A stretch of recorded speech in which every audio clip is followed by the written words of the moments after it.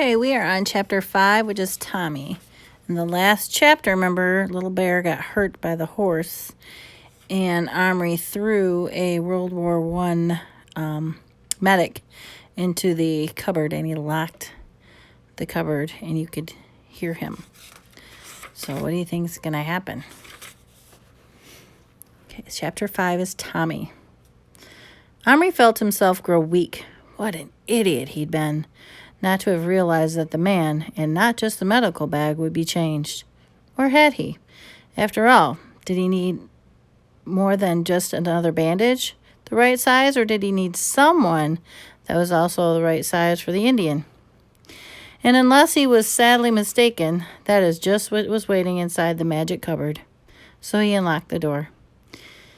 Yes, there he was, pink-cheeked, tousled hair under the army cap, his uniform creased in mud and spattered with blood stain, and looked angry and frightened and bewildered. He rubbed his eyes with his free hand. "Praise be for a bit of light, anyway," he said.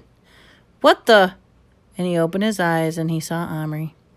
Omri actually saw him go white, and his knees gave way under him, and he uttered a few sounds, half curses and half just noises. He dropped the bag and hid his face for a moment. Omri hastily said, "Please don't be afraid. It's all right. Then he had an absolute inspiration. "I'm a dream you're having.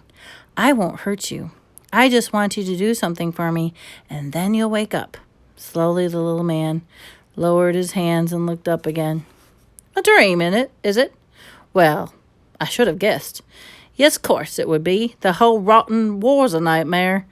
Enough, though, without giants and he stared around Omri's room. "Still, all that, perhaps it's a change for the better. At least it's quiet here. Can you bring your bag and climb out? I need your help." The soldier now managed a rather sickly smile, tipped his head as a sort of a salute. "Right you are," with a tick. In a tick, he said, and picking up the bag, he clambered over the edge of the cupboard. "Stand on my hand," Omri commanded. The soldier did not hesitate a moment, swung himself up by hooking his free arm around Omri's little finger. "Bit of a lark, this," he remarked. "I won't half enjoy telling the fellows about this dream of mine in the trenches tomorrow." Omri carried him to the spot where the little bear sat, holding his legs, which were still bleeding. The soldier stepped down and stood, knee-deep in the carpet pile, staring. "Well, I'll be jiggered," he breathed. "A bloomin' Indian! This is some rum dream, no mistake. And wounded, too. Well, I suppose that's my job, isn't it? To patch him up?" "Yes, please," said Omri. Without more ado, the soldier put his bag on the floor and snapped open all its invisible catches. Omri leaned over to see now. He really needed his magnifying glass so badly that he didn't want to. So badly because he wanted to see the details of that miniature's doctor bag. But he had risked sneaking in to Gillian's room. Gillian always slept late anyways, and it wasn't 7 o'clock yet. And pinching his from his secret drawer. By the time he got back in his own room, the soldier was kneeling at Little Bear's feet, applying a neat tourniquet to the top of his leg. Omri peered through the magnifying glass into the open bag. It was amazing.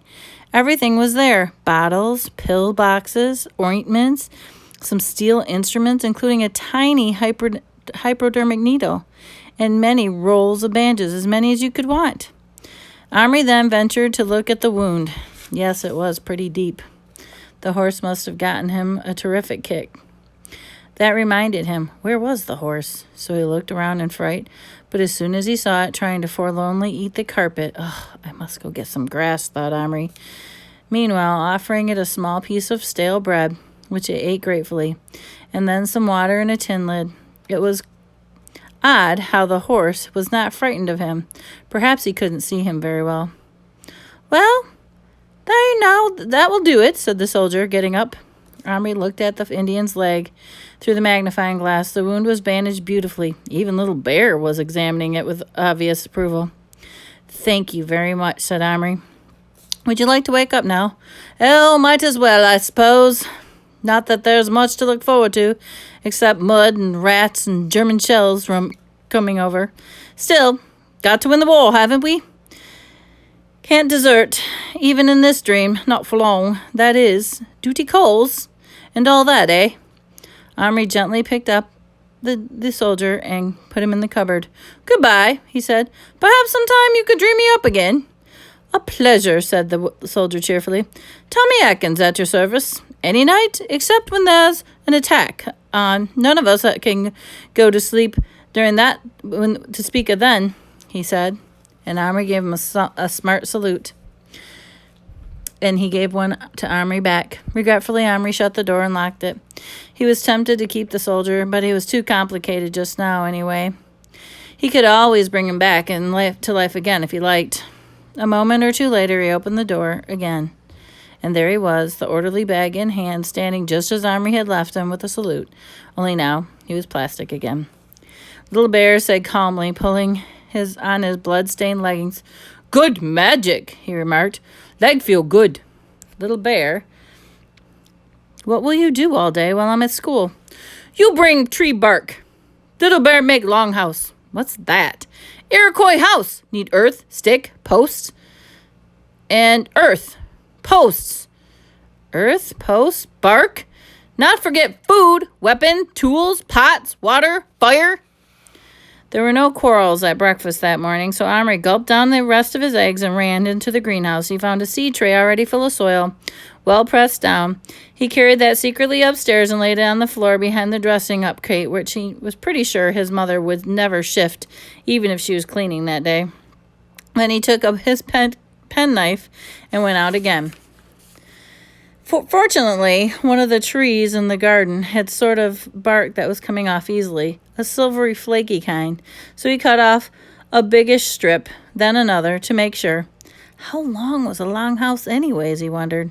He pulled some grass for the horse.